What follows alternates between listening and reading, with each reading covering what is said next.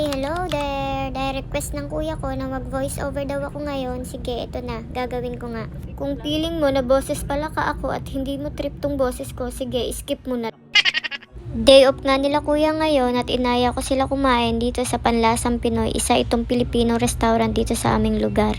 Pagdating nga namin dito ay wala pang tao at ibinigay agad sa amin ng mga Pilipinong staff yung menu at hindi namin alam kung ano ang pipiliin namin dahil sobrang dami.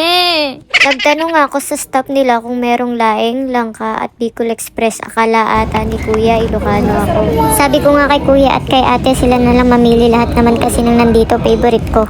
Habang nagdadaldalan nga tong ate at kuya ko, nandito ako nakatitig ako sa Suzuki Jimny na to. Grabe, sobrang ganda ng sasakyan na to. Kailan kaya ako makakabili nito? Yan, umorder nga si kuya ng bulalo. Si ate dyan umorder ng bangus. At umorder naman ako ng sisig.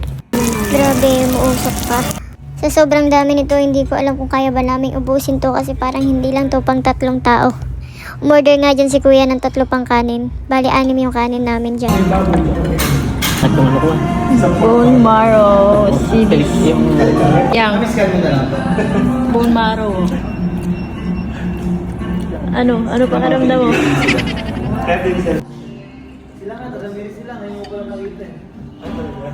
Sabi niya kanina, sobrang sakit daw ng ulo niya pagkain niya ng bone marrow. Pero tingnan mo, kinuha pa talaga niya yung pot at parang ayaw pang tumigil.